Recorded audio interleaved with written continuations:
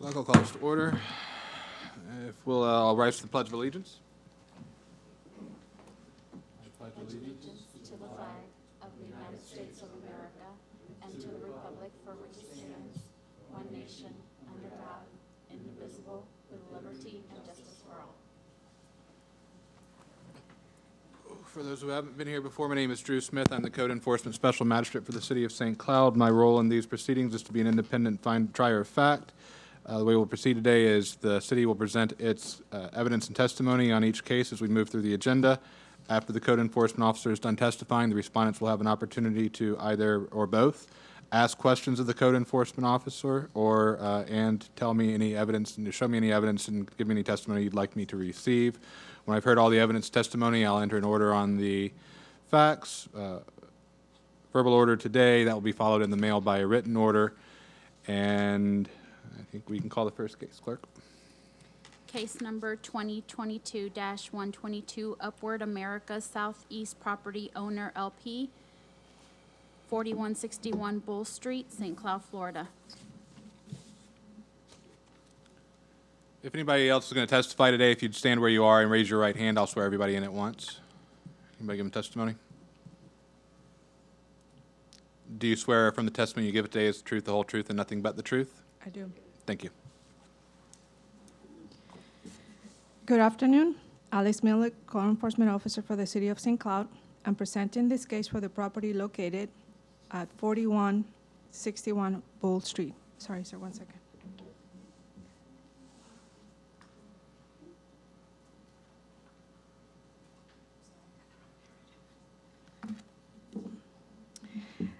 At this time, I would like to enter into evidence the following items.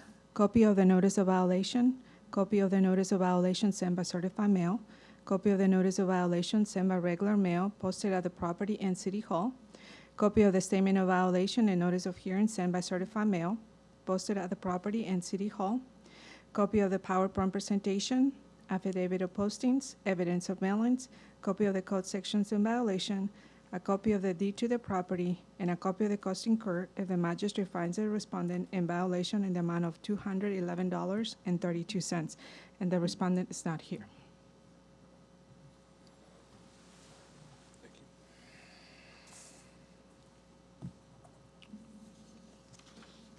you.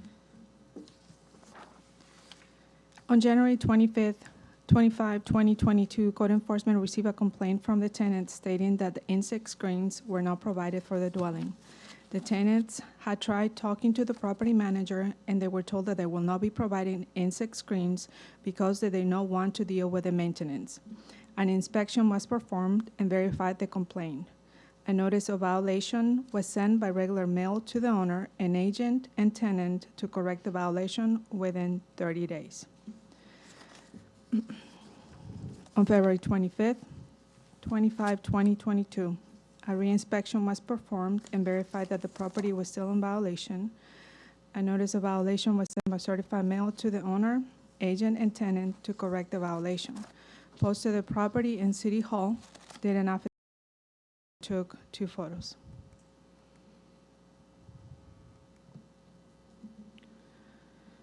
On March 11, 2022, a reinspection was performed, was not corrected.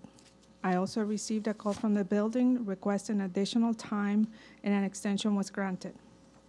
On April 6, 2022, a reinspection was performed and verified that the property was still in violation, and 1 photo was taken.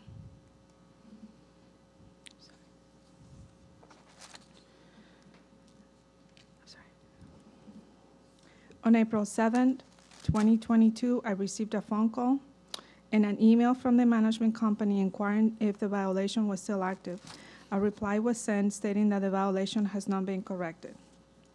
On April 8th, 2022, a statement of violation and a statement of hearing was sent to the owner, agent, and tenant, and while trying to post the property, the tenant requested that the notice be delivered to him, posted City Hall, and did an affidavit of posting.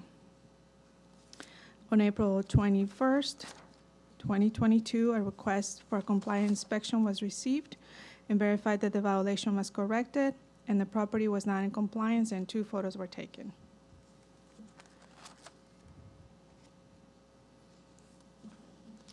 It is the city's recommendation that the respondent be found in violation of not providing, installing insect screens for the dwelling home at this location by the time specified.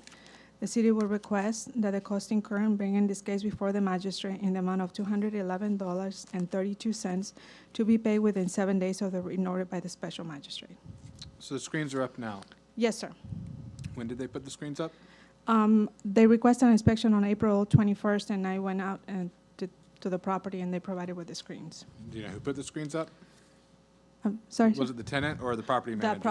the property owner.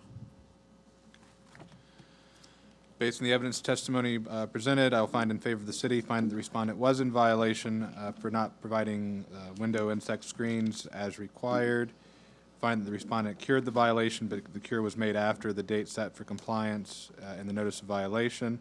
So I'll order the respondent to pay the administrative costs incurred in the city. That amount is $211.32. I'll order that be paid within 7 days of the date of my written order. Case number 2022-174, Lloyd A. Cummings, owner, location of violation, 710 Peg Court, St. Cloud, Florida.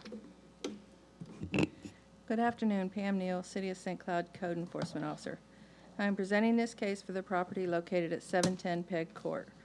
At this time, I would like to enter into evidence the following items: copy of the courtesy notice, copy of the notice violation, copy of the notice violation sent by certified mail, copy of the notice violation with the new date sent to the owner and posted on the property and City Hall, copy of the statement of violation, notice of hearing sent by certified mail to the owner and posted on the property and City Hall, copy of the PowerPoint presentation, copy of the affidavits of postings, the certified cards signed for, the certified mail receipts, a copy of the deed to the property, copy of the code sections in violation, copy of the costs incurred if the special magistrate finds the respondent in violation in the amount of $254.16.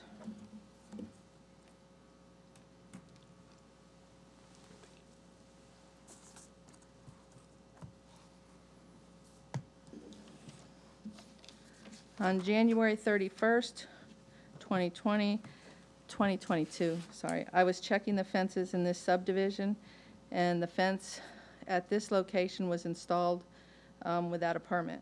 On January 31st, a courtesy notice of violation was sent to the owner. On February 11th, I checked, there was still no permit. 14th, the notice violation was sent to the owner. February 25th and 28th, I checked and there was still no permit. I took 2 photos.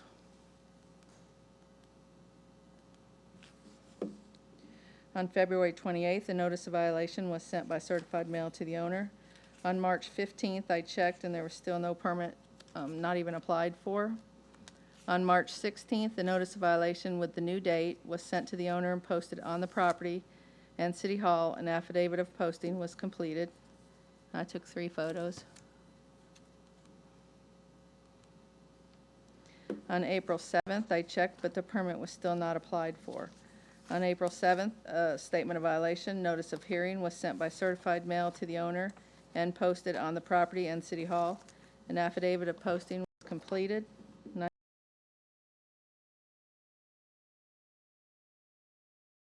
On April 22nd, I checked, the permit was still not applied for. On May 6th, I checked and the permit had been applied for on April 25th and was approved on May 2nd. I called the owner and his voicemail was full, so I could not leave him a message. On May 13th, I checked and the permit had been obtained. And the respondent is not here. It is the city's recommendation that the respondent be found in violation of allowing a fence to be installed prior to obtaining a permit. The city would like to also recover the costs incurred in bringing this case before the special magistrate in the amount of $254.16 to be paid within 7 days of the written order of the magistrate as well. And that concludes my presentation. Based on the evidence testimony received, I'll find in favor of the city, find the respondent was in violation of the code for failing to obtain a permit prior to installing the fence, find the fence permit has been obtained but was obtained after the date set in the notice of violation for cure of the violation, and will order the respondent to pay the administrative costs incurred in the city in prosecuting the case in the amount of $254.16, which amount will be due within 7 days of the date of my order, written order. Thank you. Case number 2022-188, Joe Anger Manuel Urdaneta Finol Noriela Chiquenqueria Gamboa owners, location of violation 3554 Bristol Cove Lane, St. Cloud, Florida. Good afternoon, Melissa Howells, Code Enforcement Officer for the City of St. Cloud. At this time, I would like to enter into evidence the following items: a copy of the courtesy notice of violation sent by regular mail, copy of the notice of violation sent by regular mail, copy of the notice of violation sent by certified mail, copy of the notice of violation sent by regular mail posted on the property in City Hall,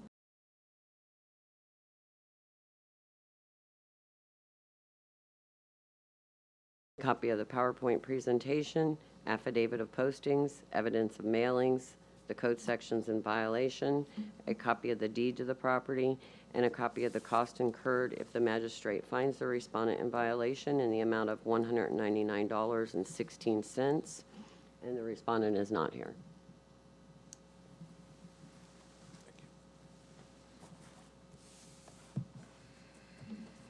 On January 31st, 22, during routine patrol, I observed a fence already constructed at this location and no permit on file. On February 2nd, I issued a courtesy notice of violation to the owner of record to obtain a permit within 10 working days. On February 21st, no permit had been submitted. I then sent out a notice of violation by regular mail to correct the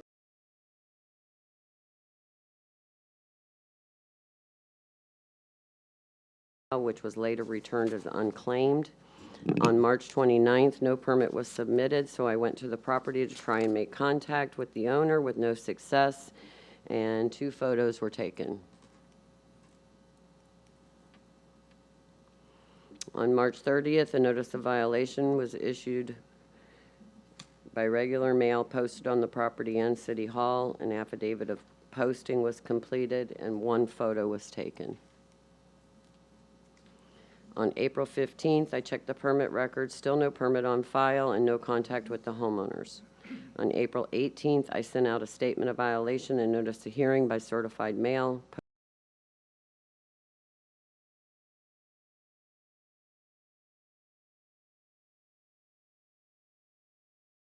On May the 2nd, I received a phone call from a woman named Wanda stating that she was trying to help the homeowners with obtaining a permit for the fence because they didn't speak any English.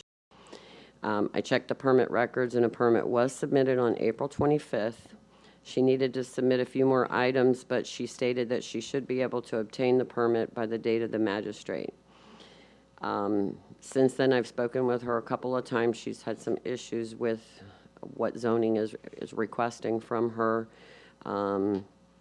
and asked if the owners needed to attend the meeting. I told her it wasn't mandatory, that they would get a findings of facts in the mail. As of today, May 16th, the permit has not been obtained. The city's recommendation that the respondent be found in violation of constructing a fence prior to obtaining a permit at this location and not correcting the violation by the time specified. I have on here that I would like to give the respondent until June 1st, but with the approval process, I'd like to extend that a little if I could, please. It's your request. Okay. Like maybe 2 weeks after that. Is there a date that's not on a weekend? I'm sorry. June 15th. That's fine. So I'd like to give them until June 15th to obtain the permit, or a fine in the amount of $100 a day until compliance is met. The city would also request the cost incurred in bringing this case before the magistrate in the amount of $199.16 to be paid within 7 days of the written order by the special magistrate. And that concludes my presentation. I know you gave me a little bit of information about what the holdup with zoning was, but do you have any more, do you know any more specifics as to? I know a lot of specifics. I don't know. We have an application when you fill out a building permit. And on the application, it states on there what the size of the fence is, what the linear footage is. Our planning department is requiring that all that information be submitted on the survey. So the first survey that she submitted, she said the height of the fence was not on there, and the highlighted area was not actually on the property line. So she resubmitted the survey with that information, but had just done another highlighted area and submitted that yesterday. I sent an email requesting that they review it because of the magistrate case. She sent it back saying they denied it because now there's 2 highlighted areas and she only needs 1 highlighted area. And so I sent it back this morning. I got with the Wanda, and I sent it back this morning by email, and she stated that there was a resubmittal form that had to be submitted with the survey that I couldn't do it through email. So as much as I've tried to help her, the planning department is not helping at all. So I'd rather just extend it and know that they're not going to get fined, because I know that they've been trying, so. And if she has to have her surveyor involved, surveyors are bogged down right now, so. Well, the survey's already there. This is what. The surveyor having to help her, though, that's what I was curious. That's Oh, what- okay. If it was a survey issue and she's having to work, if the surveyor is, if she's using the surveyor, surveyors are bogged down right now. Yeah. Anything else? No, sir. Okay, then based on the evidence testimony received, I'll find in favor of the city. Find that the respondent is in violation for constructing a fence without obtaining permits. Find that the respondent still has not obtained the necessary permit, but is working towards obtaining that permit. Will allow the respondent until June 15th, 2022 to obtain that permit. If not obtained by that time, a fine in the amount of $100 a day shall begin to accrue from that point forward. Also order the respondent to pay the administrative costs incurred by the city in prosecuting the case in the amount of $199.16, which amount will be due within 7 days of the date of my written order. And before you walk away from the podium, 2 fence cases again today. Who's installing these fences? This one was a company I didn't know, so this lady was helping the homeowner get it because they couldn't get the company. Is that company still installing fences without permits? Not that I'm aware Okay. of. I Okay. think it was just a fly-by-night one. Okay. It's not our usual. Okay. I Well, that don't was know just a about- curiosity. Hers was a homeowner. Okay. Thank you. Thank you. Case number 2022-211, Barbara Haslet, owner, location of violation 301 Illinois Avenue, St. Cloud, Florida. Good afternoon, Pam Neal, City of St. Cloud Code Enforcement Officer. I am presenting this case for the property located at 301 Illinois Avenue. At this time, I would now like to enter into evidence the following items: copy of the courtesy notice, copy of the notice violation, a copy of the notice violation sent by certified mail, copy of the statement of violation and notice of hearing sent by certified mail, copy of the PowerPoint presentation, the certified cards signed for, copy of the deed to the property, copy of the code sections in violation, copy of the costs incurred if the special magistrate finds the respondent in violation in the amount of $243.16.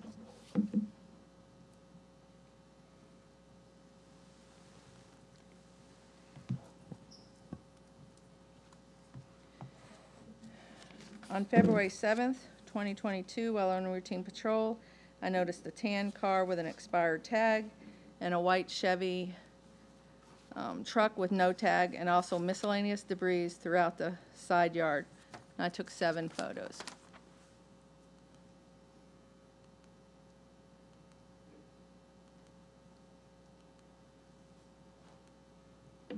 On February 8th, a courtesy notice of violation was sent to the owner. On February 24th, a reinspection was performed, and the white truck was gone, but the car was still there, just covered with a tarp, and the property still had the miscellaneous debris. I took 3 photos. On February 25th, a notice violation was sent to the owner. On March 14th, the reinspection was performed, and there is now a trailer with no tag and junk piled on 2 trailers. And I took 3 photos. On March 15th, the notice violation was sent by certified mail to the owner. On April 14th, the reinspection was performed, and the property was still unsightly with miscellaneous debris. The white truck had no tag, and 2 trailers were inoperable with a missing wheel and a flat tire. On April 5th, I went to the location to make contact with the owner to explain the violations. She asked me to come back the next day to talk to her son because that was his stuff. I took 5 photos.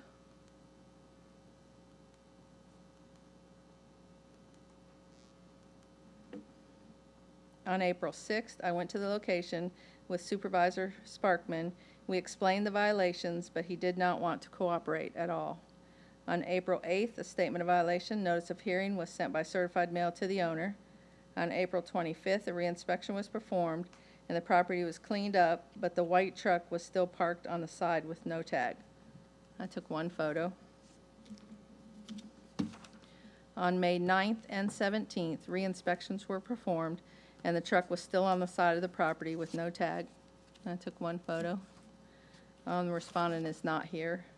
It is the city's recommendation that the respondent be found in violation of allowing an abandoned vehicle in accumulation and an unsightly condition at this location, and to have a current tag attached to the vehicle by May 31st, 2022, or pay a fine of $100 a day until compliance is met. The city would like to also recover the costs incurred in bringing the case before the special magistrate in the amount of $243.16 to be paid within 7 days of the written order of the magistrate as well. That concludes my presentation.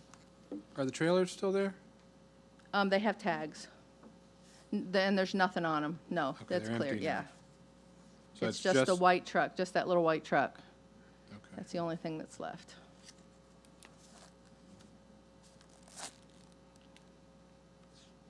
And when you talked to the property owner's son, was their understanding that the truck has to be tagged?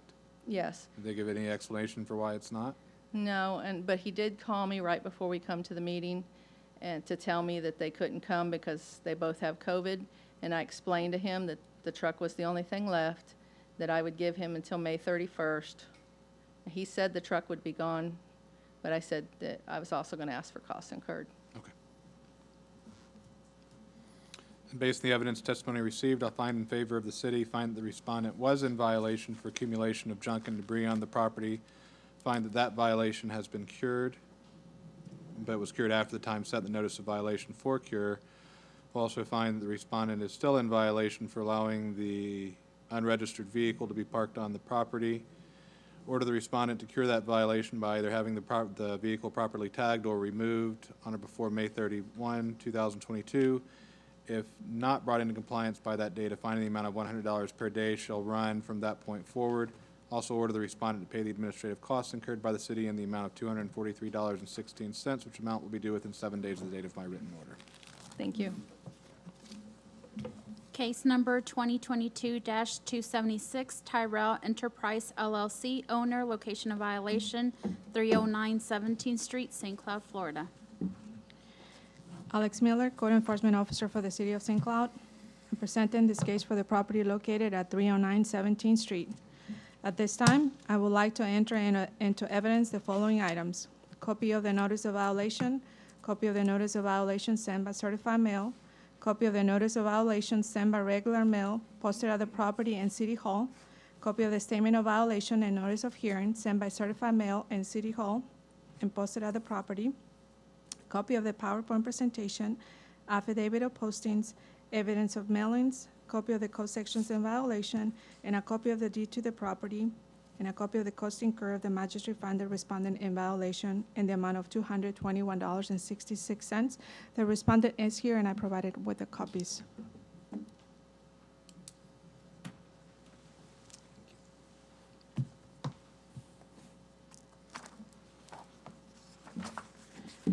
On February 18, 2022, during routine patrol, I observed work was being performed at this location.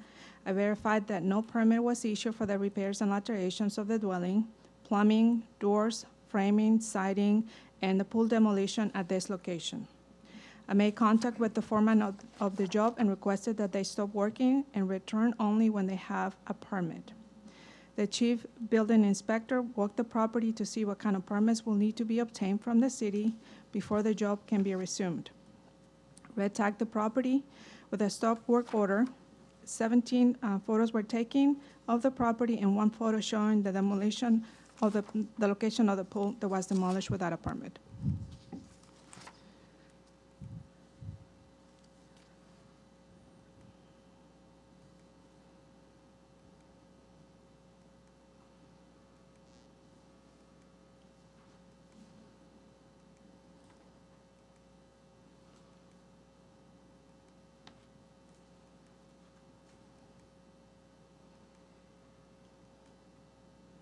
This is where the pool was located that was demolished.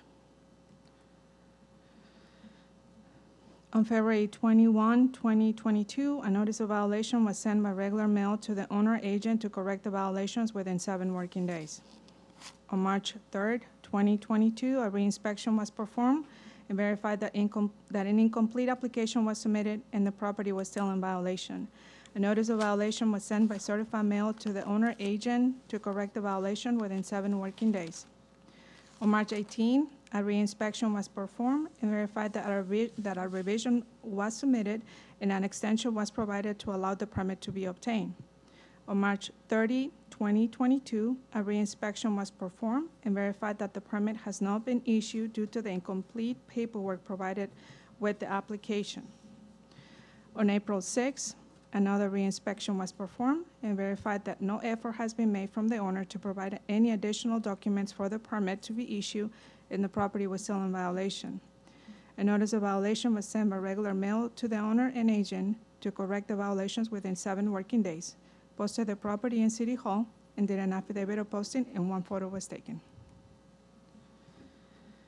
On April 2022, a reinspection was performed and verified that the permit has not been issued and the application has remained in disapproved status. On April 21st, 2022, a statement of violation and notice of hearing was sent by certified mail to the owner and agent, posted the property in City Hall, did an affidavit of posting, and 1 photo was taken. On May 13, a reinspection was performed and verified that permit has not been issued and the property is still in violation. I did another reinspection today and still the application is still in disapproved status. No new information received. No, sir. It is the city's recommendation that the respondent be found in violation of allowing construction of repairs and alterations and the demolition of the pool at this property prior to obtaining a permit by the time specified.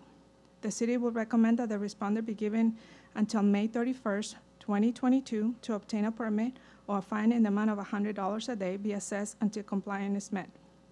The city will also request that the cost incurred in bringing this case before the magistrate in the amount of $221.66 to be paid within 7 days of the written order of the special magistrate. And this concludes my presentation. Okay, thank you. Respondent? You can come on up. And before you start, I'm going to swear you in. Sure. If you'll raise your right hand. Do you swear from the testimony you give us the truth, the whole truth, and nothing but the truth? Yes. Thank you. And if you start off by stating your name and your relationship to the property. My name is Harris Anthony Tyrell Jr., and I'm a representative of the owner on record, Tyrell Enterprises, LLC. Okay. Yeah. For this property in particular, it was purely an oversight on our part. We pulled a roof permit for this one, but our guys kind of jumped the gun and started gutting everything else. Most of the projects that we take on are full guts, so we go around town. It's a common thing that we do, and we pretty much turn the property over from MEP, everything behind the walls, the roof, and we update everything. Our guy, I was out of town when they actually on site for this one, and they jumped the gun and started doing all the demo. But we only had the roof permit issued on this one, so that's our fault on that. With respect to the permits we have pending, I'd been going back and forth with the city. This is supposed to be an alteration. There are some documents flying back and forth, which I don't see now, about us changing use and all of that. All we do is what we see there, we put back what's there. And this particular code enforcement officer is essentially on a vendetta on me around town because she actually called me. I don't know if she remembers that she spoke to me, but she called me about another property we have in town and told me that we turned a single family into a 4-unit and demanded that I turn it back, change it back. And I said, that's my first contact with her. And then since then, she's been berating me about the other properties we have in town. That property, we pulled all of our permits for it, just the same way we intend to for this one, and get it back into compliance. But for this property in particular, the applications we have pending, we received comments back about our, I guess, the city or whichever reviewer didn't like our sketch. So I went ahead and hired our architect to do a sketch to submit to them, which is above and beyond what's necessary for an alteration. So an alteration doesn't require stamped and sealed drawings. The city accepts a sketch. So, you know, they didn't like my sketch. I said, fine. I figured code enforcement's already involved. We'll get them to do a drawing for us, and then I'll submit that. The issue is to get into a queue for our architect now. We're looking at 9 months. You know, for example, for our civil engineer, it took them 8 months to get me a site plan back on a new single family we're doing in Orange County. And then if we get a revision comment on that, that puts me back at the end of the queue. So I think the time that this code enforcement officer has given us to get back into compliance isn't even, it's not even How much feasible. time do you need? And I'm not going to give you 9 months. I mean, can we get 6 months to get? No. 9 months, whoever's telling you 9 months is not being honest with you. You need to find a new architect. Well, I mean, I'll take as much as you can give me, but my issue is for example, trusses. To order trusses now, we're looking at a year to get trusses. I mean, this. I understand materials, and I also understand professionals, but 9 months, and I do this a lot. I work for a lot of cities. Okay, all right, fair And enough. cities are dealing with it too, so everybody in this room probably understands Okay. that issue, but it is not 9 months. Okay. Other than the sketch versus architectural drawing, are there any other issues with your permit that you have that I need to know No, about? the last review comment was that they want a sketch for us to indicate what our scope of work is, properly indicate that on the sketch. That was the last comment. So that I really, made. it is the architectural drawings, that Yeah. is your holdup.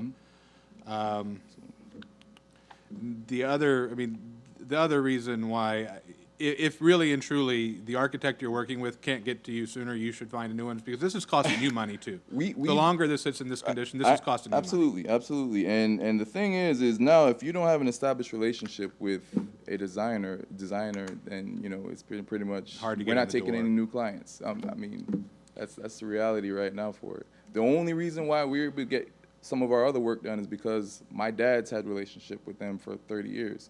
So, you know, I'm second gen, and because they know my dad, I can get some stuff done. But outside of that, you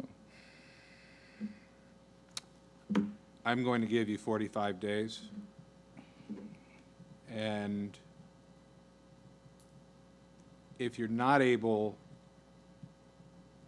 to get the architect to get the architect's attention within that time, and hopefully letting them know, you'll get a written order from me. Give them that order and say, look, I got to do something. I understand. And maybe it will help you.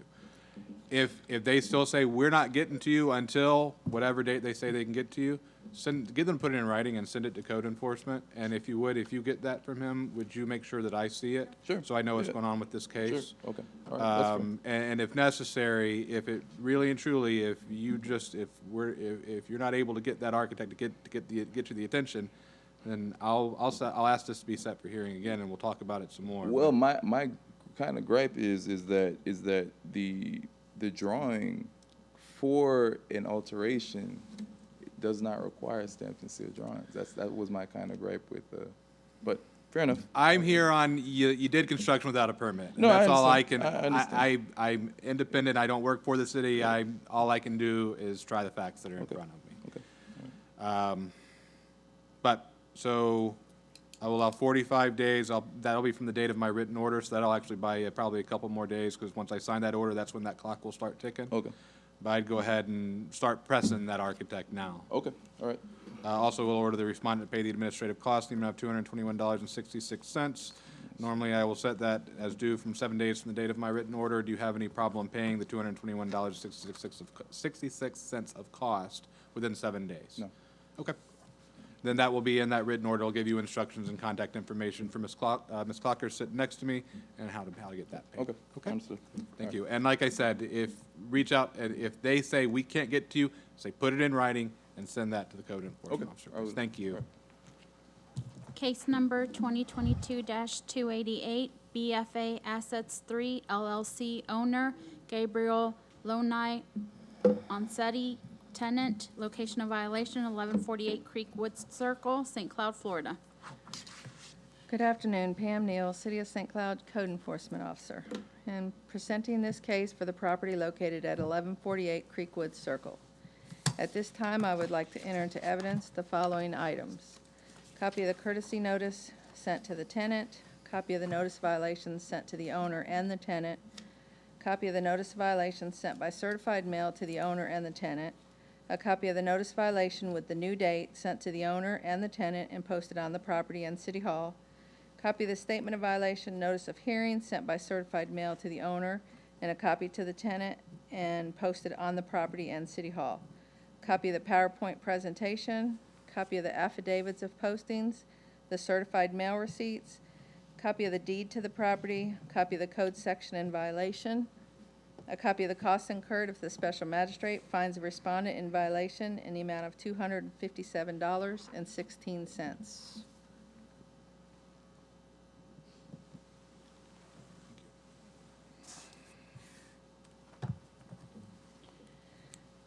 On February 22nd, 2022, while on routine patrol, I noticed a gray car parked in the driveway at this location that is inoperable. I took 2 photos. On February 24th, a courtesy notice was sent to the tenant. On March 8th, a reinspection was performed and the car was still there, inoperable. I took 1 photo. On March 10th, a notice of violation was sent to the owner and the tenant. On March 24th, a reinspection was performed. The car was still in violation. I took another photo.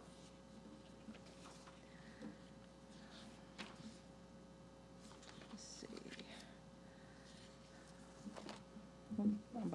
Hold on, I got my papers mixed up. On March 25th, a notice of violation was sent by certified mail to the owner and the tenant.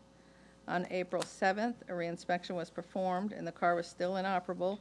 I walked up to the front door to try and make contact with the tenant and noticed there was no tag on the vehicle. Just a couple. I took 2 photos.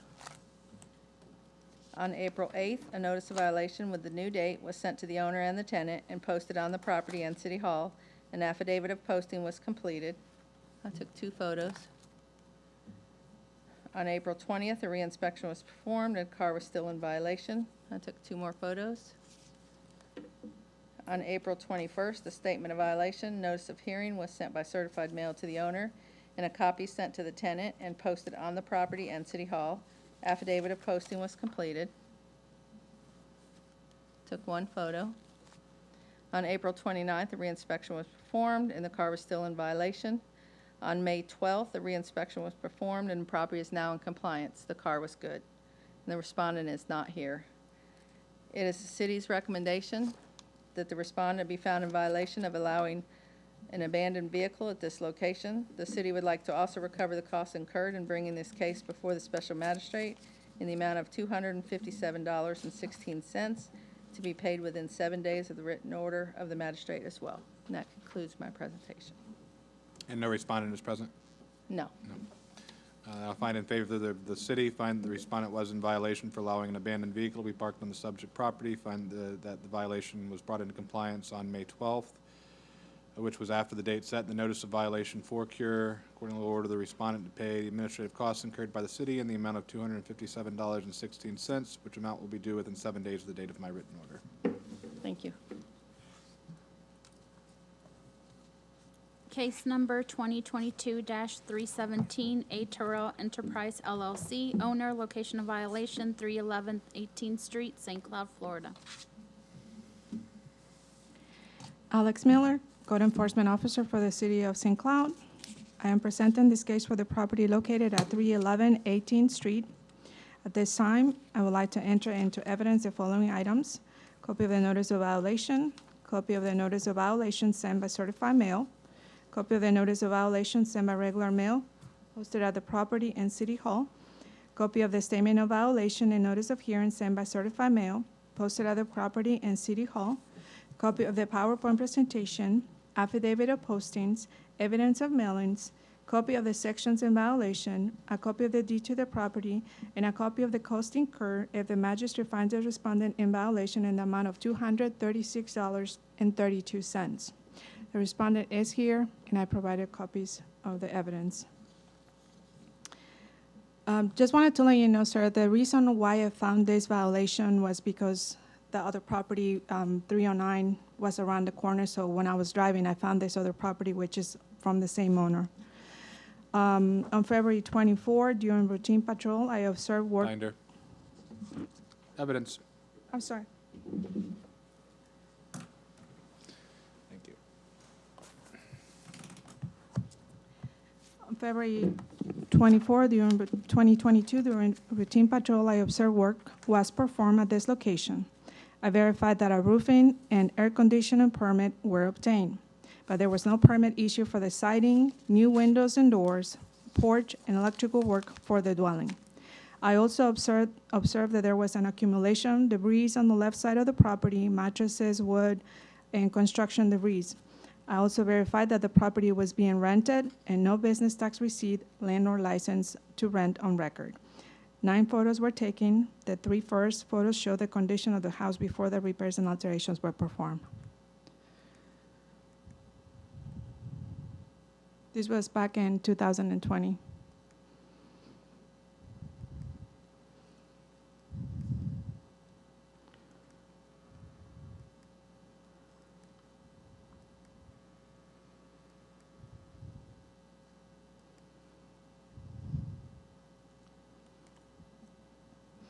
On February 25th, 2022, a notice of violation was sent by regular mail to the owner and agent to correct the violations within 7 working days. On March 15, a re-inspection was performed and verified that a landlord license was obtained, but no permit application was submitted and the accumulation was not cleaned up. 2 photos were taken. On March 16, a notice of violation was sent by certified mail to the owner and agent to correct the violations within 7 working days. On March 30, 2022, a re-inspection was performed and observed that the accumulation was not removed, and I observed a red truck and a blue truck vehicle that appeared to be inoperable due to being in a pile in the rear yard of the property. I also verified that an application was not submitted and the property was still in violation. 4 photos were taken.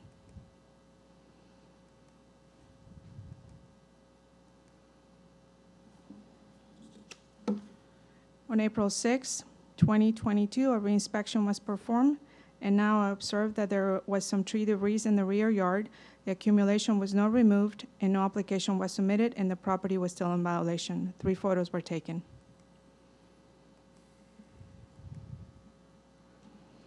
On April 7, a notice of violation was sent by regular mail to the owner and the agent to correct the violations within 7 working days. Posted the property in City Hall, did an affidavit of posting, and took 1 photo. On April 25th, 2022, a re-inspection was performed and verified that the vehicles were removed, but the accumulation was still lying on the yard and no application was submitted and the property was still in violation.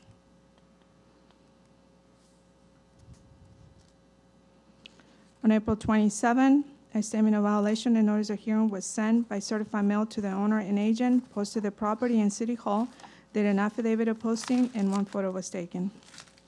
On May 13, a re-inspection was performed and verified the property is still in violation, and 3 photos were taken.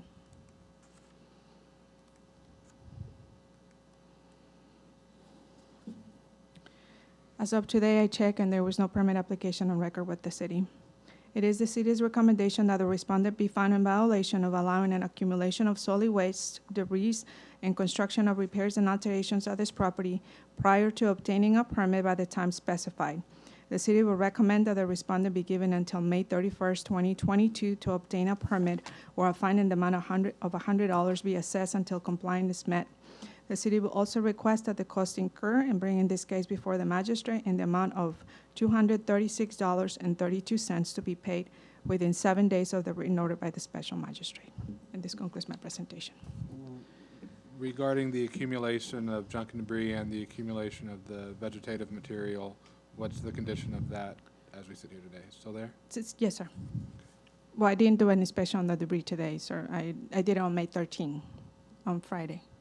As of your most recent inspection? Yes, so sir. the May Yes. 13th picture is Yes, sir. the most recent from you? Mhm. Okay. Yes, sir. And on your PowerPoint, can you go back to the 2020 photos?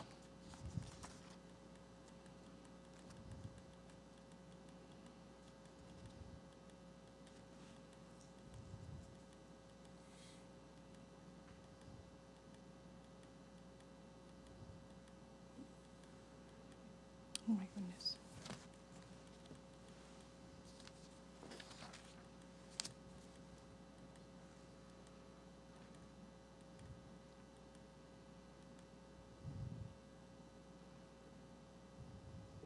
Okay, thank you. You can just leave it there.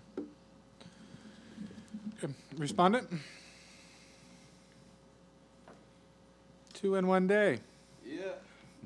Do I have to introduce myself again? If you would, for the record, go ahead and state your Okay, name I'm in relation to the property Harris. for me. Harris Anthony Tyrell Jr., representative for owner of record, A. Tyrell Enterprises, LLC. Okay. We've got to pull, let's see here, window and siding permits for this one.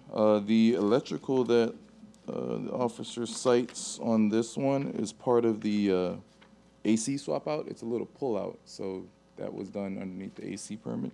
Was there an AC permit issued? Yes.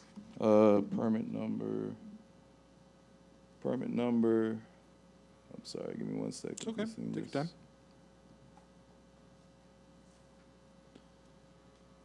That's the roofing. That'd be permit number B21-5982. That's the mechanical permit that was pulled for this one. And that little pullout that she cites as illegal electrical work is a pullout for the AC unit, so that's underneath that permit. And outside of that, how much time are we getting? Code enforcement has asked for May 31st. May 31st. Yeah, I mean, our biggest hurdle was getting rid of the vehicles. We purchased this property and the one next door from a family of like 8 or 9 different heirs. So we couldn't get any ownership records for the vehicles. And When did you purchase it? Shoot, maybe November of or December. Round but- number is fine. Yeah, so it took a while to get somebody to pick up those trucks without having any paperwork for it. That was our biggest hurdle. Outside of that, you know, we How about the junk and debris and the limbs and the trees? There's a lot of Yeah, junk and it's debris back there. it's a lot of work that we did. They had a whole bunch of like makeshift sheds and stuff. I grew up in Kissimmee and I'm very familiar with the property. So we used to come back here and we knew what it looked like way before we even got there. And there's a lot of stuff. Where back are there. you in getting that stuff off of Yeah, the we property? can get it all cleaned up by the 31st. We'll come back out there. It's just a matter of, you know, we've been so busy and we got to do things that make money, but this doesn't make us money. So, but we'll get out there and clean it up because we got to get into compliance. So, Okay. there's no excuse for that. So. Okay. I'm going to ask the code enforcement officer a question. Sure. Just stay nearby in case you have anything else, or I have another question for you. So you heard the respondent's testimony regarding the pull-out box, and that's for the AC and would come under the AC permit. Do you have any response to that? As previously, he stated that when he buys homes, he does a whole complete remodel on the homes, and this house was, nobody was living in there for quite some time, so he had to redo everything inside of the property. And I don't think the respondent is disputing that there are Yes. permits that need to be pulled. Yes. I just wanted to dive a little deeper on that. Do you have anything to state to me that would show or to show to me that pull-out box is not for the AC unit? I'm not, but he obtained a permit for the AC and the I roofing. understand that. But we have the building official here. He can probably be more of a help than I Okay, can. sure. Building official? Officer Miller, if you would go to that photograph, if it's easy to get to, I think it's just a little bit forward of where you are.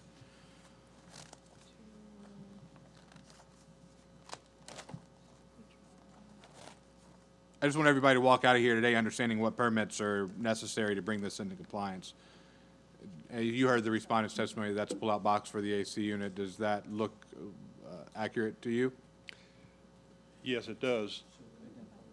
sorry, Yeah, I'm thanks, Jack. Bob Deathridge. I'm the building official for the city of St. Cloud.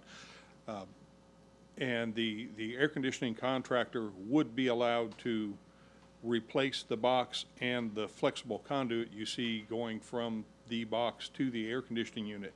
However, that is the only electrical work that the air conditioning contractor would be allowed to do. Nothing beyond that. So if there's any other electrical work done in the house, they're still going to have to get an electrical permit? That is correct. Okay. Okay, thank you. Respondent, I don't have any more questions for you. If you have nothing more for me, you can stay where you are, but so you understand what was? Okay. And you have nothing else you'd like me to hear on this case? No. All right. I'm going to find in favor of the city, find that the respondent was in violation for accumulation of solid waste and debris on the subject property. I'm going to order the respondent to cure that violation by May 31, 2022. Also find the respondent in violation for construction work without permits. Order the respondent to obtain all necessary permits for the work performed, and obviously you'll need to include all the work that you want to perform to finish the house. I'm going to give you a little bit more time on that. I don't want you to get bogged down with, back and forth with planning and then find yourself in violation because of just timing issues. So I'm going to go ahead and give 30 days from today for that. So today is the 18th. So I'll give until June 18th to obtain that, to have that permit in hand. So that's junk and debris cleared out by May 31, 2022, permit in hand by June 18th, 2022. Also order respondent to pay the administrative costs incurred by the city in the amount of $236.32, which amount will be paid within 7 days of the date of my written order. Everybody okay? Case number 2022-269, Fernando Holmes, PA, owner, location of violation, 4601 Neptune Road, St. Cloud, Florida.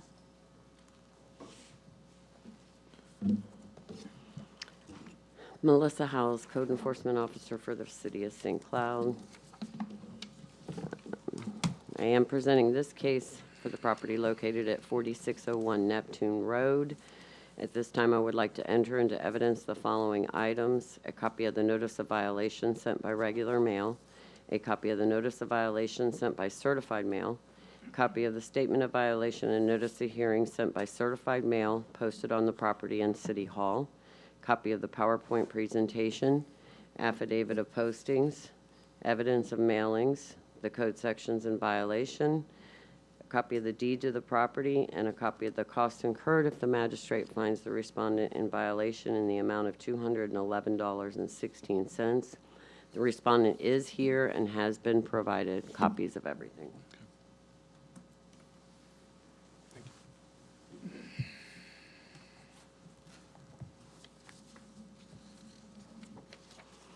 On April 8th, 2022, after receiving several complaints that the owner of the business at this location is parking his vehicles in front of the building in the grass area and blocking the visual obstruction of the oncoming traffic, making it difficult to pull out of their subdivision in a safe manner, I went to this location and I verified the complaint.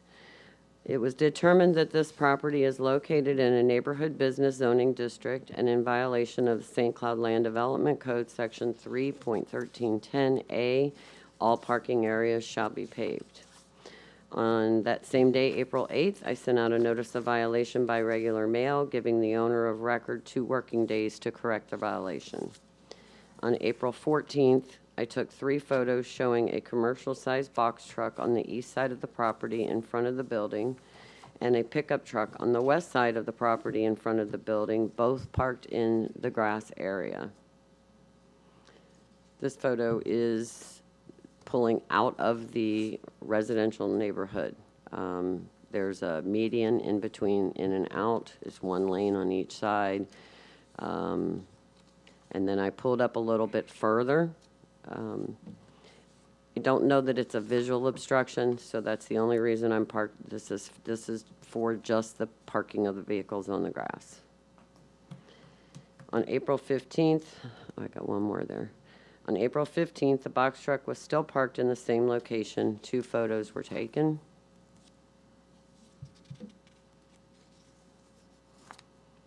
On April 15th, I sent out a notice of violation by certified mail, which was signed for on April the 20th. On April 25th, a reinspection was performed and the box truck was still in violation. 7 photos were taken.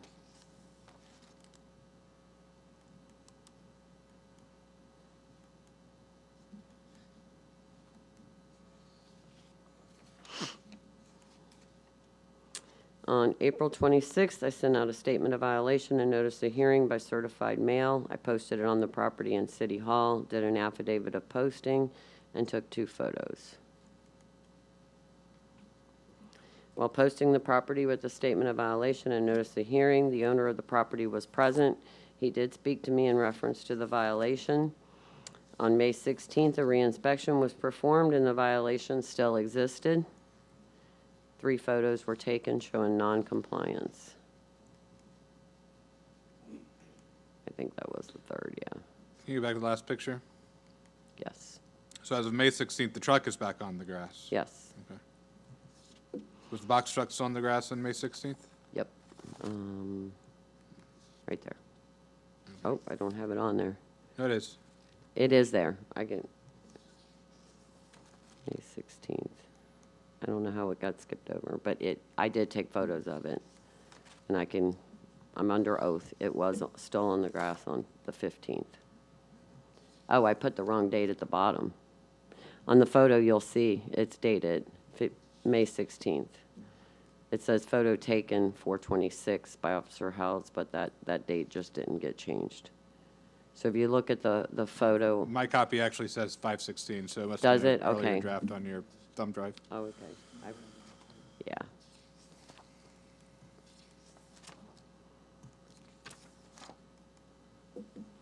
It is the city's recommendation that the respondent be found in violation of parking on the grass and not on paved parking areas at this location. I would give the respondent until May 25th, 2022 to correct the violation or a fine in the amount of $100 a day until compliance is met. The city would also request that the cost incurred in bringing this case before the magistrate in the amount of $211.16 be paid within 7 days of the written order by the special magistrate. I would like to include that the respondent is, I don't know if the respondent or his attorney. I'm the respondent's attorney. Okay, and you were sworn, or you don't have to be? He doesn't sworn? have to be. Okay. As long as he's not giving testimony, he doesn't have Okay, to be. well, a representative or the respondent's going to address the magistrate, and I would just like to state that we are only here today for the parking on the grass.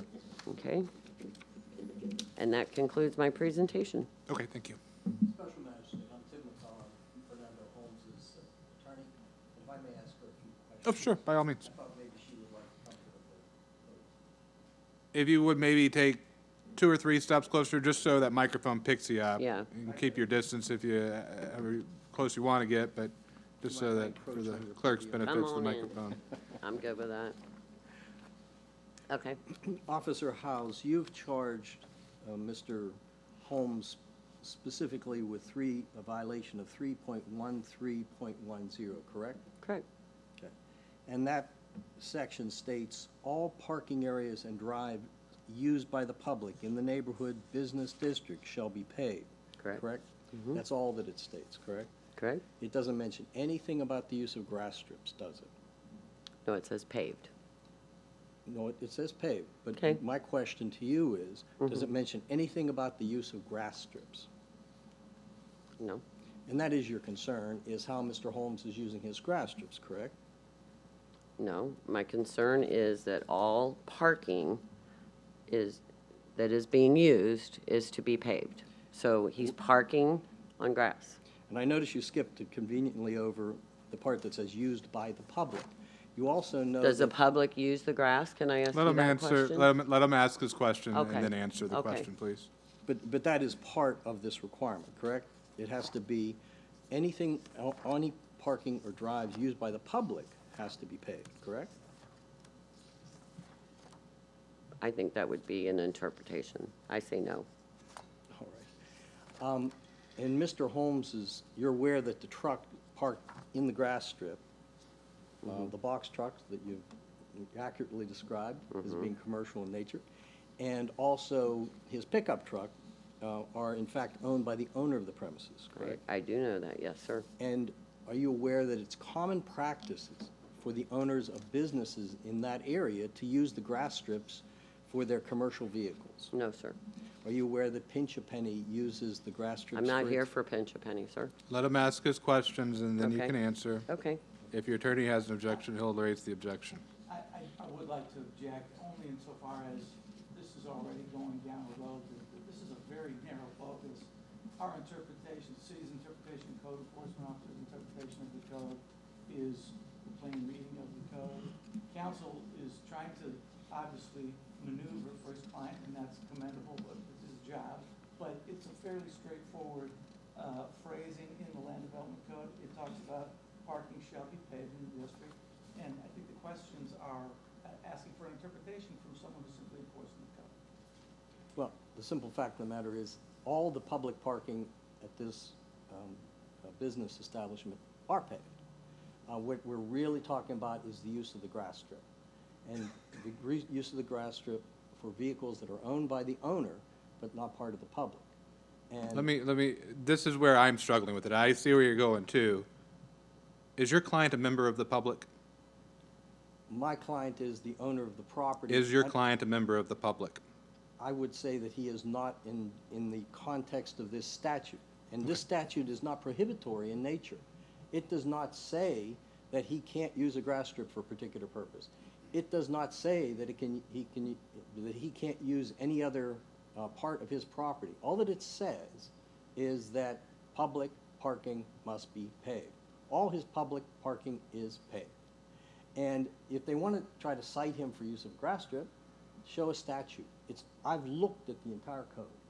The entire code of this fine community does not provide any guidance on how to use the grass strip.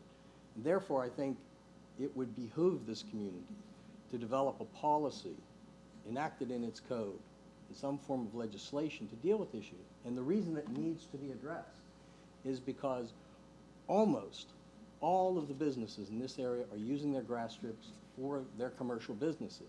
It would be a tremendous hardship on a variety of businesses like Pinch a Penny, like U-Haul, like Gators Pools. I've met with these people. We had a meeting.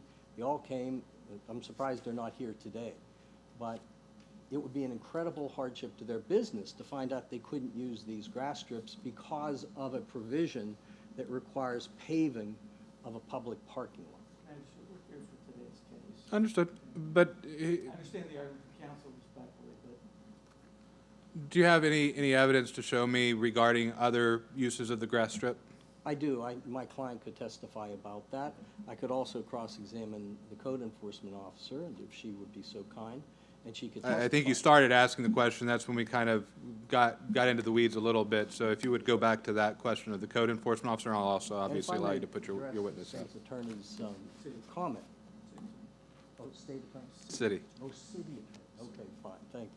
Thank you for the correction. That this is an unambiguous, clear statute. As being applied here today, it is anything but. And that's our whole position here. If you're going to find somebody, in effect, in violation, almost a criminal violation, you better have a very specific statute that is prohibiting what he's being accused of doing. And today, we do not have before us any statute that prohibits Mr. Holmes from using his grass strip even to park his own personal vehicles. So, having said that, Officer House, if you would be so kind, does Pinch a Penny park the owner's vehicles on their grass strip? objection irrelevant. If you know. Objection irrelevant. I'm going to overrule the objection because he's Understand. Yes, it was pointed out that they are parking their personal vehicles, not commercial, huge vehicles. We're talking regular-sized vehicles with no riding on them that I'm aware of.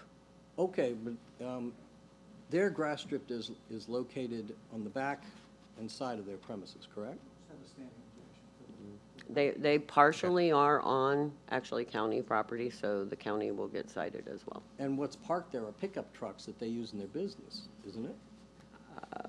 I don't know, that would have to be, If you don't know, that's fine. I don't know. If you know, only answer. It's, my zone is on the south side of the property, of the street, and Alex's zone is on the north side. So I actually visually never seen it until Mr. Holmes pointed it out. Have you seen the U-Haul business parking their U-Haul trailers and trucks on their grass strip? Same objection. Which U-Haul place?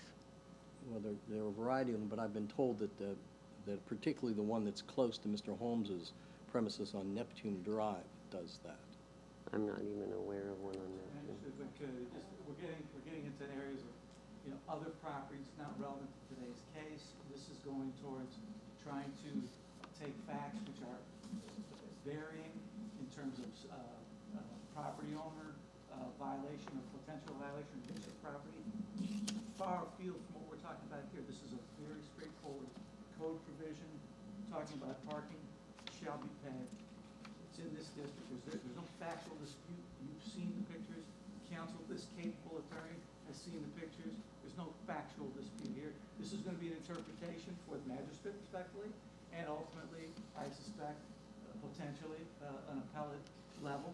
But from a factual standpoint, the issue is very straightforward, and I would state to you that you identified the issue immediately, which is the respondent is also certainly a member of the public. Yes, and I've also, and where let me see if I can get to the meat of it, rather than just going around and around on this, because I've heard enough to at least get me interested.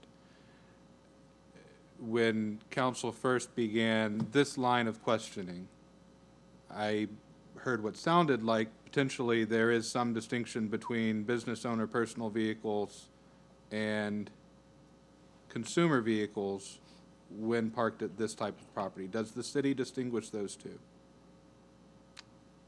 No, they all need to be on paved parking. Is that what you're asking me? Yes. Yes, And so counsel was asking you questions about Pinch a Penny, about the U-Haul correct. business. If those businesses are parking on the grass strips, They have been cited. they have been cited. Yes, sir. So the city is prosecuting those cases? Yes, sir. And that's why, as special magistrate, it's so critical to recognize that, contrary to my esteemed colleague's opinion, this is not a straightforward statute. This is going to be a major source of confusion to the business community who is interpreting this as being just what it is, a requirement that public parking be paved. Not that personal vehicles, not that commercial vehicles that are parked on can be parked on the grass strips, which is what they're doing. So it's going to be a very important issue, and the simple fact is that I think under interpretation of Florida codes and statutes and laws and regulations, you need specificity if you're going to find somebody in violation. And this does not specifically say you cannot use a grass strip to have an owner's vehicle parked. May I respond? Yes. If I could. Tell you what, Jack, why don't, let's let him finish his, Oh, this is his case, let's let him finish, then I'll give you an opportunity to respond. Did you want to put your client on? Yes, absolutely. Officer House, thank you so much. You're I welcome. really appreciate your kindness. You're welcome. Mr. Holmes, would you come up to the podium?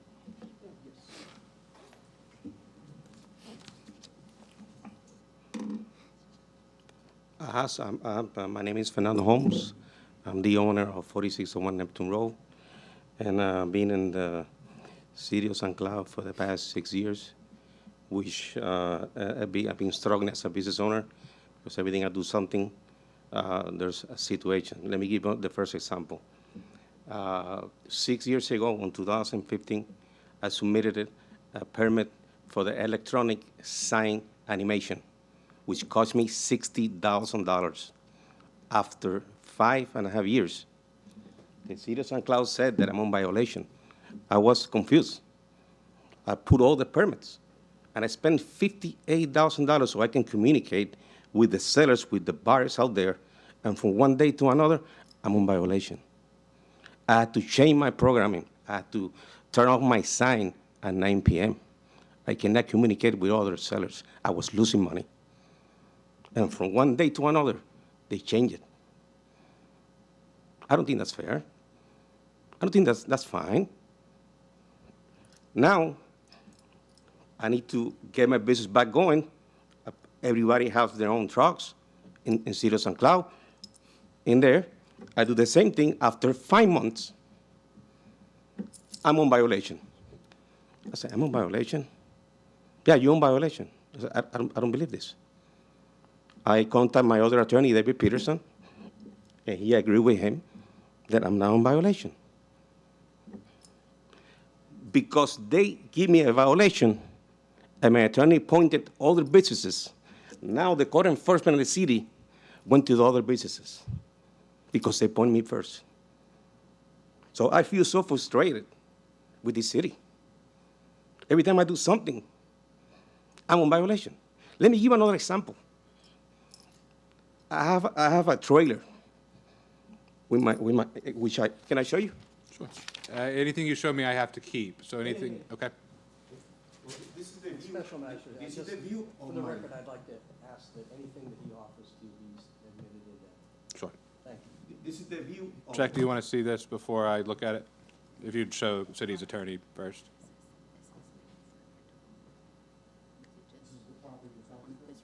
This is my property over here. This is the view of the street. So I'm not blocking anything. It doesn't block anything. And Mr. Special Magistrate, are we using numbers, letters for exhibits, or we just take them? Typically, I just take them in. If you'd like us to number them, we'd be happy to, but typically, we just put them in and include them in the record of the case. Thank you. I want to show you another photo.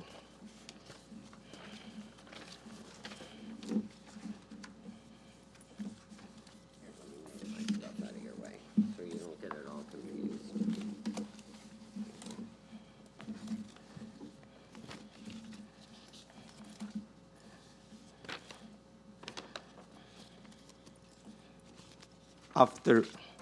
After 4 violations, they sent me, 4 violations. They came to my property. You on violation, you need to remove that sign. You need to take it out. I said, I think you're wrong. This is part of my advertising. It has a tag, and I pay a tag on this. No, you have to, 4 violations. The day before the hearing, the city and the attorney said, I'm not on violation. I'm not on violation, I'm fine. After 4 certified letters. And after that, I'm okay with that. And I got proof over here of the tag, on my trailer, and everything is fine. Okay? So now, because I have my trucks over here, and every other business has it, I'm on violation. Now the city, give citation to other neighbors. And somebody from the code enforcement making a big mistake. They went to Peach and Penny, and they told the owner that I'm making a complaint on him. He was so furious. He came to my business, Fernando, what are you doing? I said, I haven't done nothing. No, they say that you said that I have my cars over here, I'm in violation. No. My attorney might do that, not me. I'm a business owner. I'm here to make a living. I've been here 6, 7 years, and every time it's a problem. Let me give another example. I'm painting my building. Painting my building. I got 7 buildings. I created 7 tenants, 7 businesses. I created jobs. They came. Oh, Fernando, taking photos of my building. I'm painting it. I said, I went over there. What's the problem? What's the problem now? Oh, they called that you painted the building. Yeah, of course. I don't need a permit for that. And I closed my 2 entrances because I don't want to overspray on all the cars because the car wash, everybody go through my business. I don't mind with that, but I had to take care of my business. They were calling. What's the problem? I feel targeted. I feel harassed, and I don't know what else to do. I don't know, because they're not going to stop. Mr. Holmes, let me ask you just a couple of questions. The public parking that has been permitted along with your property, is that all paved? It's paved, and I just recently resealed it, so it can look beautiful. Now, the 2 vehicles that have been identified as being on the grass strip, not on the public parking area, are those your commercial vehicles? Those are my commercial vehicles that I provided also to my sellers. The thing is, I know where this is coming from. I'm the only agent over here in Central Florida who charge 1% to sell the properties of the sellers right now. So I know it's creating a little problem out there, but I don't care. I just want to get my sellers to walk away with more money at the table. So my truck is for my sellers. When they have to move up, they can use it. Those are extra tools I provide on my service. Now, as a businessman in the area, familiar with this particular statute, do you believe you're in violation of a provision that says all parking areas and drives used by the public in the neighborhood business district shall be paved? I'm not in violation. All my parking is completely paved and in great condition. No, go right ahead, go ahead. Ask me. Yes, sir. Mr. Holmes, isn't it true that the pictures that Officer Halliday submitted, those are fair and accurate depictions of your property? Well, if you saw the photo that she provided, Sir, they're just the pictures that were submitted to the magistrate, they're part of her PowerPoint. Those are fair and accurate depictions of your yeah, property. that's my truck. At the time it was taken, correct? That's my truck, yeah. Okay. And you're the owner of that property? Yes, sir. Okay, nothing further. Nothing further. Anything else from Respondent? And just to perhaps overemphasize a particular point, those vehicles related to your business that you own that are not used for public purposes, those are not parked in your public parking lot, are they? This car's no. Well, my. They're parked in a grass strip, correct? Yes. And do they obstruct the visibility of that intersection at all? Not at all. Well, you can perceive whether or not, you have a perception about whether or not they would obstruct the intersection, would you not? I can lay a foundation from Magistrate law. For what it's worth, the obstruction is not part of the violation that's been cited, so it will not be weighing into my decision today. So if you, I'll allow you to do that if you would like to, but you do not have to prove or disprove that fact for me.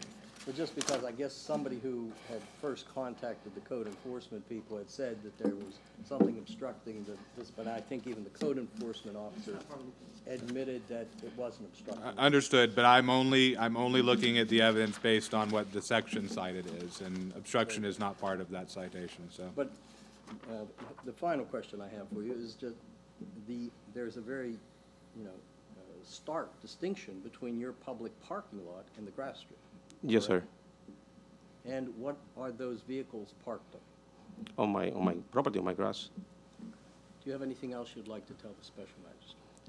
No, I just want to know the special magistrate that I don't understand City of St. Cloud at all because basically I spent almost 60 grand on that sign, electronic sign, and after 5.5 years, I had to shut it down at 9. I had to reprogram all my animation, all my communication with all the other clients, and I've been losing money. I don't understand how they changed it when they approved it 6 years ago. I don't understand it right now. And Mr. Special Magistrate, my suggestion is, since there have been other ordinances or violations issued on this same subject matter, interpreting this same code provision, that perhaps they should be consolidated and those should be heard together? Each case will stand on its own. I'm not going to consolidate cases. I have a couple of questions when you're ready.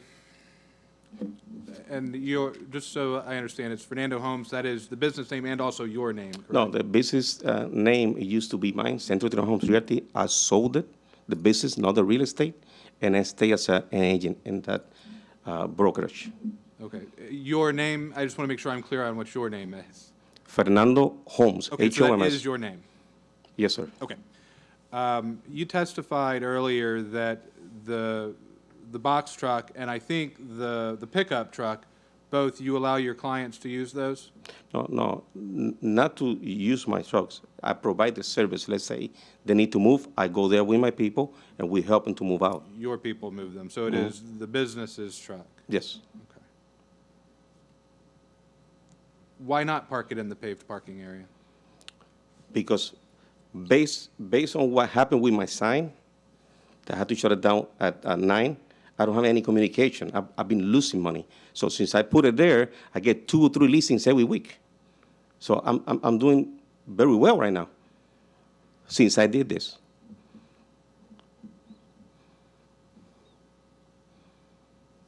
And also, the owner of Pincha Penny came to my business, and he said, Fernando, I don't understand this, because I've been here 20 years. Ghetto Pool's been doing that for 43 years. And I said, well, now because I don't want to put it that way, they don't like me, now you're going to get on the same position because they have to target everybody.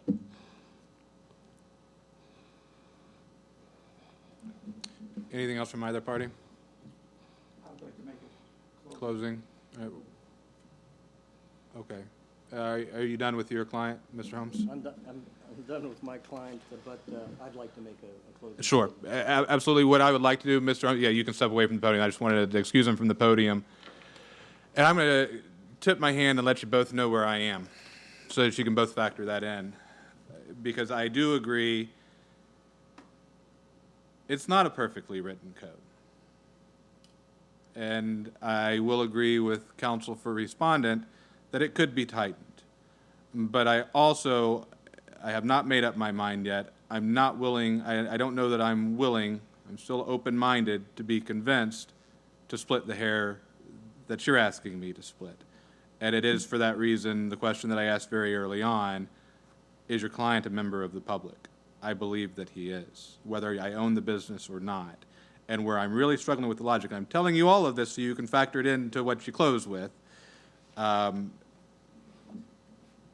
If I were to accept the logic that's being presented here, the requirement that public parking areas be paved becomes immaterial. And as you both know, sitting here, as you do in your arguments, and as I have to do here, I have to interpret legislation in a manner that gives it meaning, not take meaning away when it's at all possible to do so. And the logic problem I'm having is if we say, well, you have to have a parking area for your customers, but employees and owners can park wherever they want, then we can start having 5-car parking lots and grass strips filled with all the employee cars. And I don't think that's what that code intends, and I don't think it's a logical result. And so I've told you both, and that's what I would very much like to hear arguments on, is that point, because that's the point that I'm struggling with. I understand the facts you've presented to me. I understand the arguments you're presenting to me. That's the point that I'm struggling with from my position here. And I don't think that, that the distinction is public versus private, or that the statute doesn't, the code, and from what I could see, the county's building code, for example, doesn't define public. So from what I can see, there is no definition of what public is. And I suppose you could say it includes the universe of people, or you could say that it includes some subset of that, but we don't know because the law hasn't defined it. We're left in this vague, uncertain area, aren't we? But I think what's important is it addresses parking areas and what has to happen with them. And in this case, the parking area is paved. What we're really talking about here is commercial speech. There is a truck that has a big message on it. That's what's important to Mr. Holmes.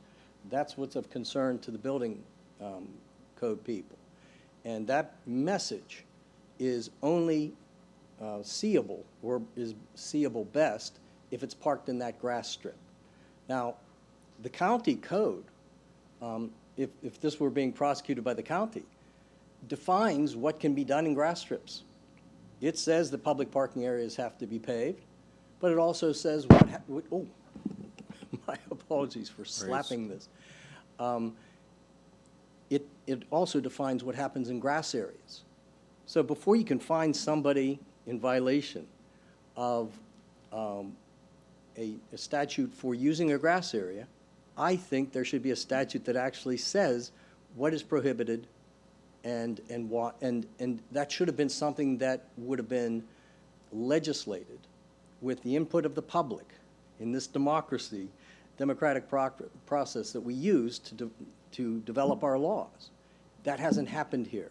What has happened is we're torturing some very, very limited language that talks about the fact that you need macadam for public parking areas, and we're trying to get that to be used to say that you can't have free speech or commercial speech, or you can't have an owner's vehicle parked on the grass strip.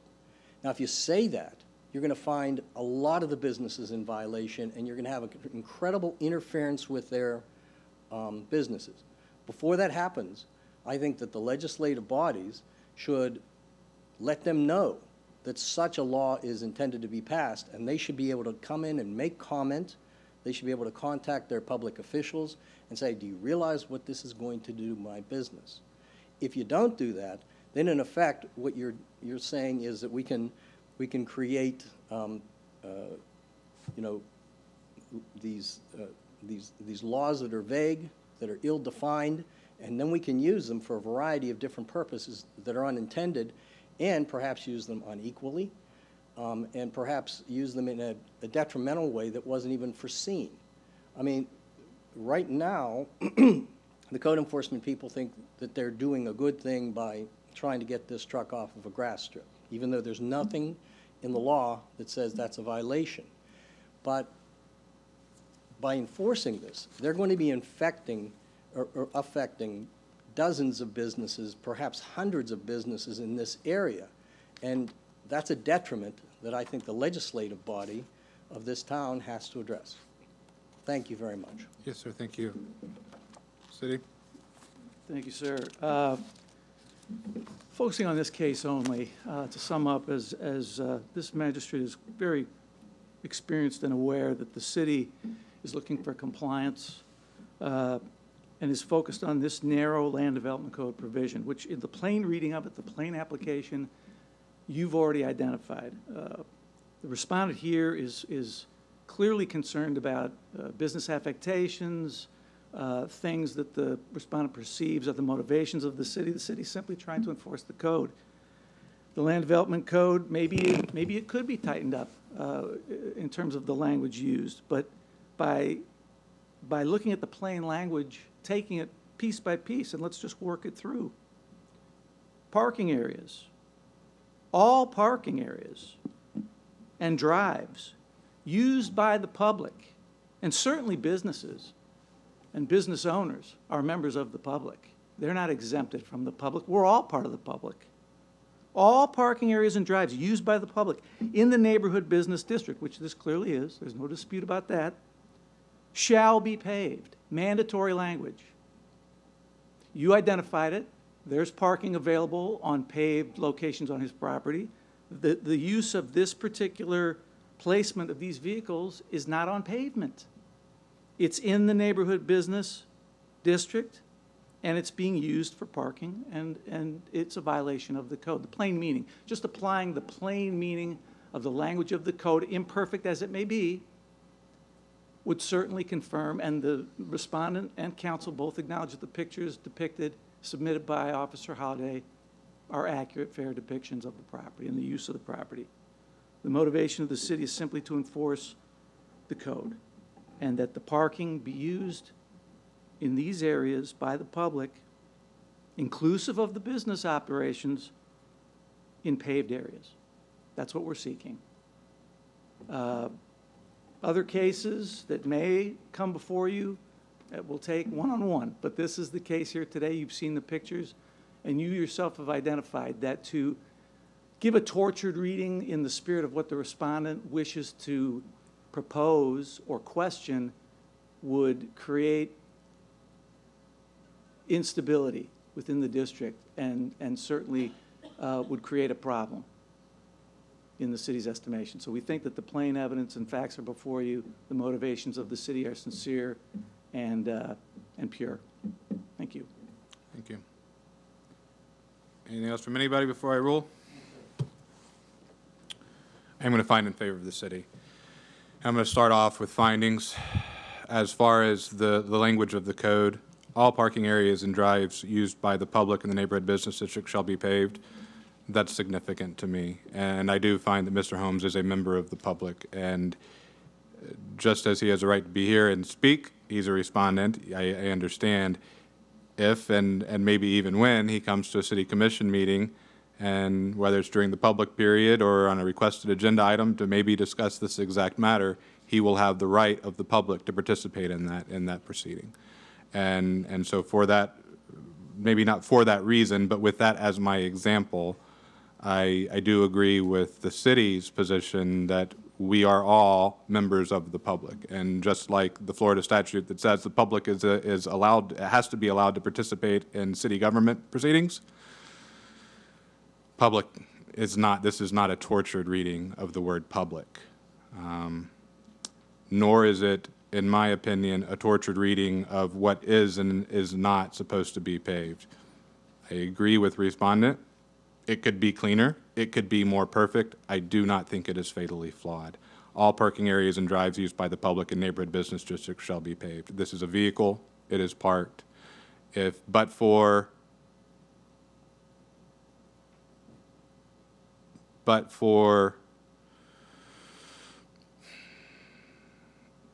the I'm the owner argument, I guess is how I would put it, I don't think we'd be arguing about anything.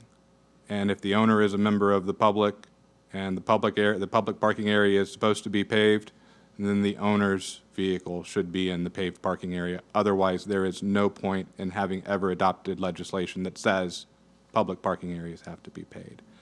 So as far as the arguments over interpretation of code, that is the reason I am finding the way that I am. I do believe that this is clear enough to put parties on notice of what is required. Obviously, I'm not ultimately persuaded by, I am sensitive to, though, Respondent's arguments regarding impact on business community. And I've heard testimony, and I expect that what I was told is true, and that there may be other cases coming before me on this same code section.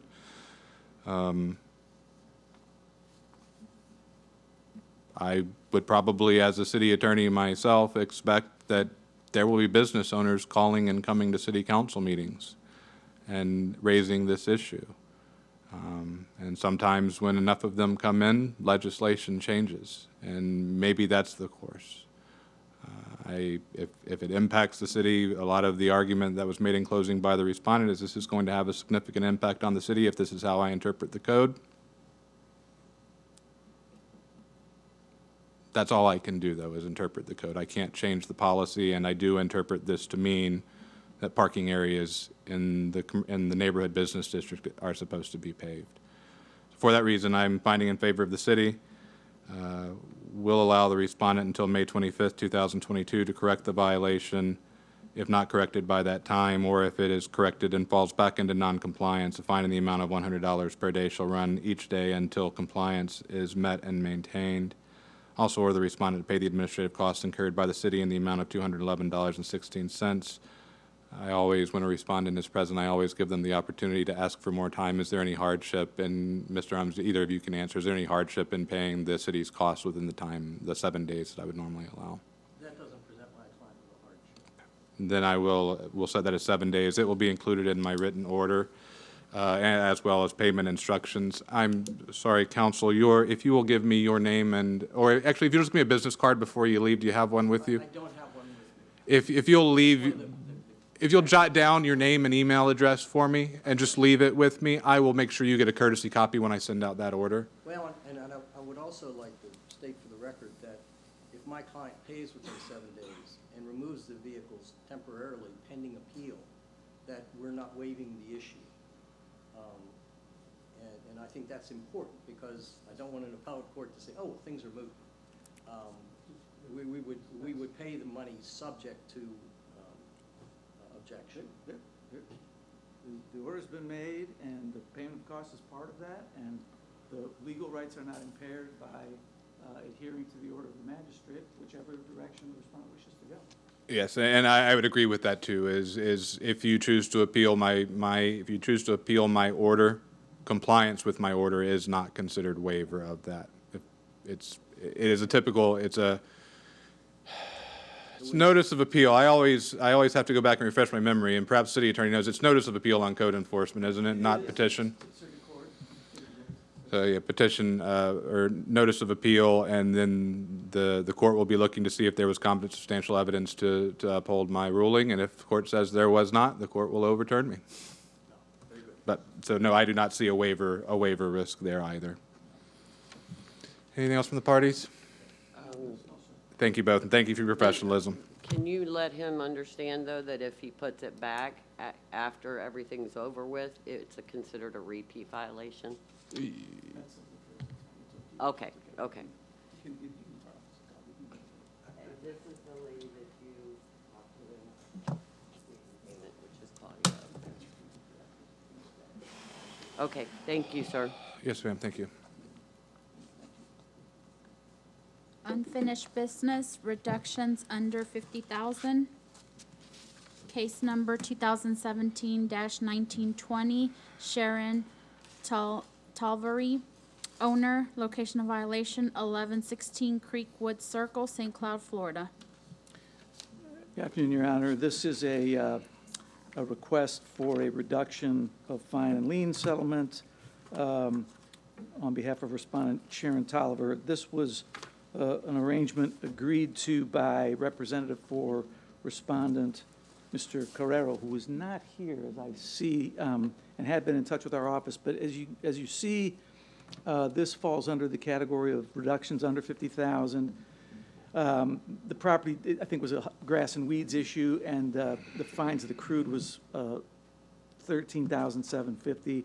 And the proposed resolution that the city manager has agreed to recommend settlement would be receipt of 10%, $1,375 to be paid within 30 days of your order, if approved by you. And this would be a final resolution of the matter. As it's agreed by the parties, I see no reason not to enter the relief requested, so I will approve that reduction to $1,375 if paid within 30 days. If not paid within that time, then it will revert back to the original fine amounts. Thank you, sir. Consolidated cases 2014-9 and 2015-2601, Good BDWRE 1 LLC owner, repeat violation, location of violation, Canoe Creek Road, vacant lot, St. Cloud, Florida. Your Honor, Jack Morrison for the city. This again falls under the reductions under 50,000. The properties at issue dealt with some violations in terms of grass and weeds, and the total accrued fines reached $12,809.70. And the agreement, which has been submitted by the city manager, I don't have a signed, oh, maybe I do. No, I don't think I do. I have one. You have one, okay, very This is good. good BDW, right? Correct. Yes. BDW. I have a signed copy. Yes, sir, okay, thank you. The proposed resolution is a settlement down to 10%, or I guess it's not 10%, but 2809.70 to be paid within 30 days. So $2,809.70 if paid within 30 days to resolve the matters. Okay. Okay, And approved on those terms. thank you, sir. Reductions over 50,000, consolidated cases 2020-1087, 2020-1371, 2020-1826, 2021-1016, 2022-176, Diamond Homes LLC, owner, repeat violation, location of violation 1106 Oregon Avenue, St. Cloud, Florida. Your Honor, Jack Morrison for the city. On this is obviously a reduction over $50,000 in accrual, so this would be a recommendation, as I know you know, to the city council. The recommended resolution on these accrued, total accrued fines would be that the city receive $9,605.13 pertaining to the cases if paid within 30 days. The total accrual under the cases, as my report shows, is $58,056.63. And were these repeat? In any Yes. event, they were repeat matters, and so the Two city. of them look like they were with $500 fines, so those Yes, were sir. repeat. Yes, sir. Yes, sir. So that's the recommended, that is the recommended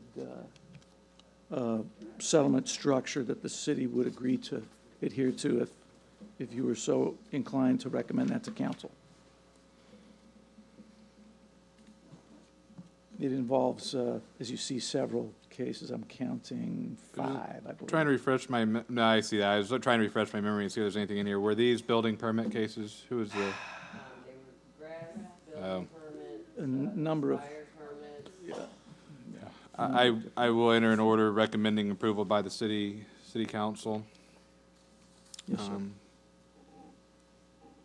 As per- Makes no difference to me. It's just a curiosity or Sure. a curious question. Sure. It's only over $50,000 because you consolidated all the cases. If you'd done them each individually, I could have entered that order. Yeah, a fair point, fair point. Trying to save paper, Your Honor. Fair point. Noted for But future I don't, consideration. I take no umbrage at it. I just Understood. noticed that, well, Understood. they were each under $50,000 if taken individually, but I Yep. will recommend to council that council Understood. approve. Fair point. I'm for- comfortable with that For also. further discussion amongst our team. Our team is at work. All right, very good. Thank you, sir. Case number 2020-1186, Joanne Miller, owner, location of violation 1710 Turner Road, St. Cloud, Florida. Jack Morrison for the city. Your Honor, this, another matter that's total accrued fines exceed 50,000, so this would be a recommendation to the council. The submitted recommendation from city manager Sturgeon would be, the totality of the accrued fines is $123,222.70, and that the recommended reduction would reduce it down to $1,222.70 if approved and if paid within 30 days of your order and the council's acceptance. Is the property changing hands? I believe. No? Is it not? It's not. It's not, okay. So it is just, Miss Miller is still the owner of the property? I guess that's right.